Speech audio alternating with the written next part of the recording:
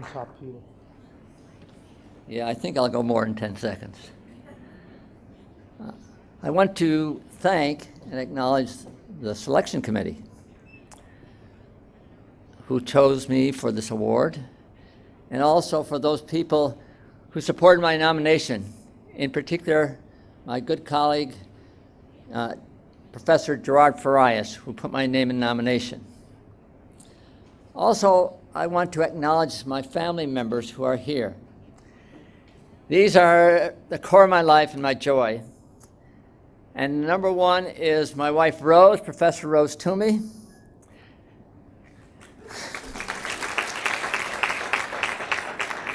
Rose has partnered with me in all kinds of ways, helped me in all kinds of ways. In fact, you might say she has co-created my best achievements.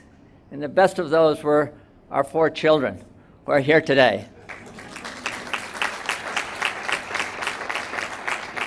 Mike, Teresa, Matt, and Luke. Luke is about to become a papa for the 2nd time. In fact, his wife, Jess, is about 5 days overdue. An interesting thing about Luke and Jess is they first met at Roxton while they were doing a semester at Roxton College. Also with us is my twin brother, Tom, and my sister, Hannah, and her husband, Carson Emhoff. I want to acknowledge them for coming long distances to be here and for always being there throughout my life.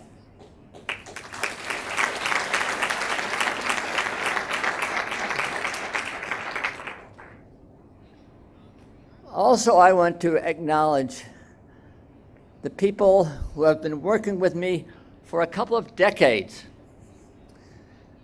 As Joe mentioned, we started Charms a couple of decades ago, and this is a very hard-working community that reaches out to business and brings those connections back to the students. And about 6 or 7 years ago, we morphed Charms, the Center for Human Resource Management Studies, into the Institute for Sustainable Enterprise. And I want to recognize those people who are the core of those 2 organizations and have been for many years. One is sitting here on the platform, Joel Harmon.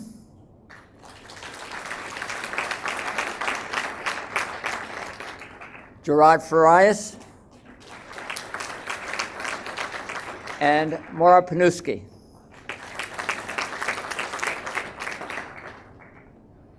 I couldn't pass this opportunity without acknowledging the management department.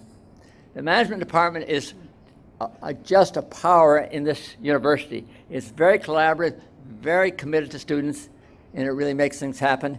And it's led by our very qualified, excellent chair, Gwen Jones.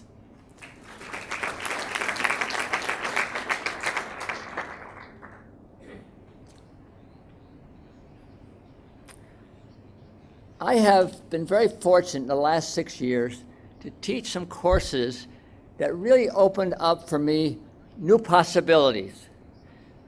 Some of these courses were in the Executive MBA, and of course there was a course that we take students to Costa Rica. What it gave me a real sense of is the possibility of teaching in ways that transform students, that really allow students to see themselves and see the world differently. And for me, I owe them a debt. Those students really have enriched my life as they enrich each other's lives. So I want to acknowledge all of those students that I've had and all the students at FDU who make this university such a great learning place for students. You can clap for them too.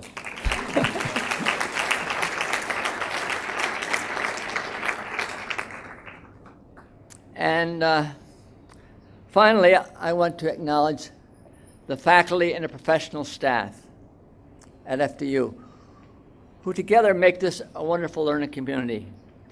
In particular, I want to acknowledge those faculty members who combine and integrate their research, their service, and their teaching all in the development of students. Those faculty members, along with the professional staff who welcome the students and do thousands of things to support the students and the faculty, really have created this university to become a community that's focused on student development and learning. So I want to acknowledge them for doing that. And I particularly want to thank that community for giving me this award. It is very special indeed. Thank you.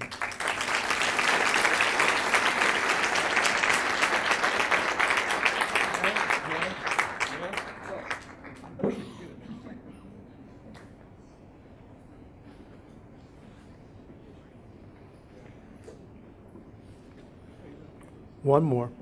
Ready, John? I'm pleased to announce that the recipient of this year's Distinguished Faculty Award for Research and Scholarship is Professor John Sheeman. John?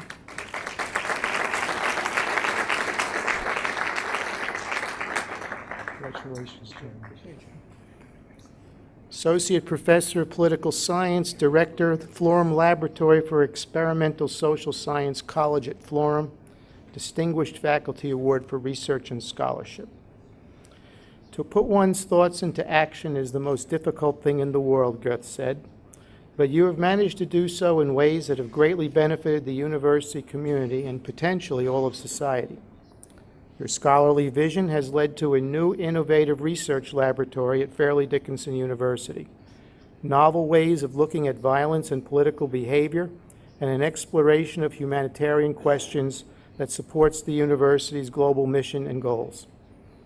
At the same time, you have consistently found ways to involve undergraduates in research while engaging your colleagues in a way that fosters mutual respect and collective prosperity.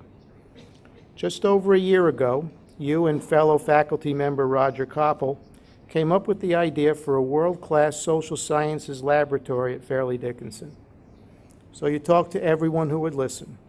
You sold the idea to Provost Green, to Silberman College Dean Moore, and Beckton College Dean Weinman. And you rallied the support of the college at Florham faculty. You even helped plan the lab's layout and made sure the design was executed properly. The result is the Florham Laboratory for Experimental Social Sciences. In its first year, more than 100 undergraduates have taken part in experiments, either as subjects or experimenters, and faculty members in several disciplines have used its facilities for cutting-edge research. The upshot, as Jim Cowan, the lab's associate director, has said, is that FDU is building a culture of scientific inquiry and student-faculty collaboration in the social sciences. Your own research interests are far-ranging, from democratization and regime change to ethnic mobilization and violence and the influence of biology on political behavior.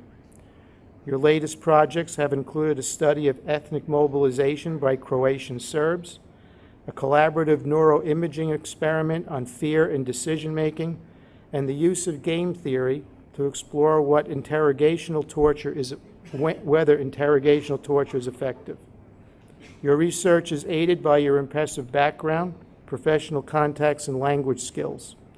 You read 3 European languages in addition to English, and you speak Hungarian and German. Your 2005 book, Politics and Pact Making, compared the Hungarian democratic transition with the cases of Poland, South Africa, and China to explore how bargaining strategies affect outcomes. You have published peer-reviewed articles in some of the leading political science journals and contributed book chapters on comparative politics to other publications. You regularly present at political science's most selective conferences, and your contributions to the emerging work on neuroscience in your field are shaping its evolution in the 21st century.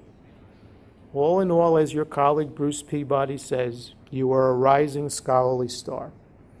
For your intellectual energy, productivity, and creativity, we salute you with the Distinguished Faculty Award for Research and Scholarship. Bravo.